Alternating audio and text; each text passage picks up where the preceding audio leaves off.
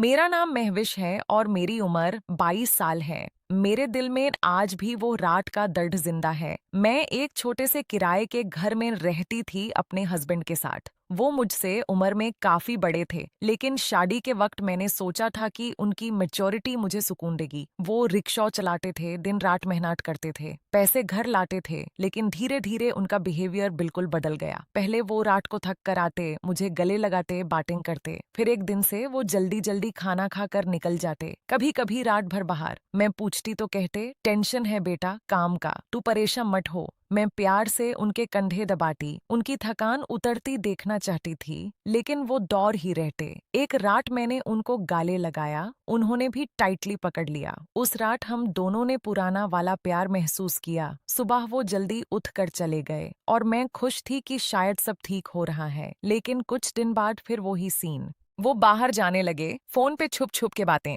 मैं अकेली रहती, डर लगता। एक रात उन्होंने कहा, आज रात नहीं आऊंगा, दोस्त के यहाँ हूँ। मैं डर के मारे रो पड़ी। अकेली डर लगता है। उन्होंने कहा, कोई बात नहीं, अगर डर लगे तो मुझे कॉल कर लेना। उसी रात मुझे बहुत डर लगा। मैं अपनी पड़ोसन वनीता के पास गई। उसने कहा, मेरा हस्बैंड शराब पी के आया है, मैं नहीं आ सकती, लेकिन मेरा बेटा दीपक को भेज देती हूँ। वो 18 साल का है, पढ़ता है, तेरे साथ सो जाएगा। थोड़ी देर बाद दीपक आया, बुक्स लेकर। वो बोला, आंटी आप सो जाओ, मैं पढ़ लूंगा। मैं थकी हुई थी, दिन भर घर संभाला था। मैं लेट गई। नींद में मुझे लगा कोई मेरा हाथ सहरा रहा है। हल्का सा टच, कंधे पे, फिर धीरे धीरे नीचे। पहले लगा सपना है। फिर आंख खुली। कमरे में सिर्फ बाहर की बुल्ब की हल्की रोशनी। दीपक मेरे बेड के पास बैठा था। उसका हाथ मेरे ब्लाउज के बटन पे था। मेरा दिल जोर से धड़का। मैं एकदम से उठ बैठी। दीपक, ये क्या कर रहा है तू? वो डर गया, हाथ पीछे खींच लिया। आंटी, आपके बाल आंख में आ रहे थे। मैं सॉरी। उसके चेहरे पे दर्द साफ दिखता था। मैं गुस्से में थी, लेकिन उसकी उम्र देखकर चुप रही। उसने वापस पढ़ने बैठ गया। मैं पानी पीकर लेट गई, लेकिन नींद नहीं आई।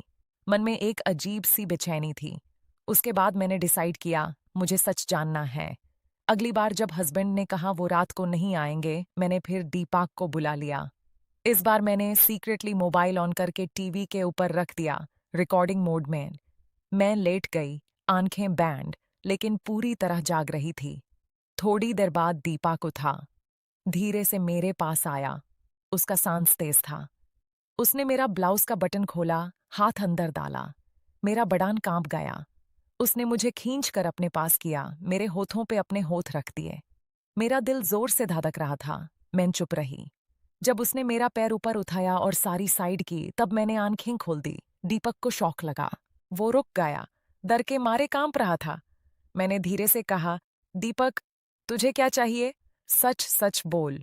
उसने कुछ नहीं बोला, बस रोने लगा। मैंने उसको रोक लिया, उसकी तरफ देखा। उस रात कुछ और नहीं हुआ।